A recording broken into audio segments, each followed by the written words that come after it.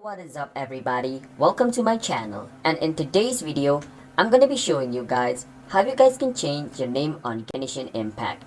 Now it's pretty simple to change your name in Genshin Impact. Now before I show you guys how you guys can change your name on Genshin Impact, so without any further ado, let's start the video.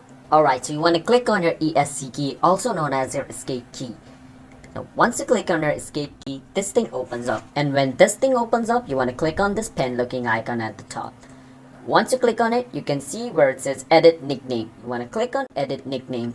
Now remember, this is nickname, not your Genshin Impact's username, alright? You can change your nickname, but you cannot change your Genshin Impact's username on the latest update. You used to change your username, but now you can't. You can only change your nickname. So let me change my nickname to 𝐘𝐸 and remove the underscore. So I will change my name to 𝐘𝐸 without the underscore. I'm going to click on where it says confirm, and then my name over here has changed.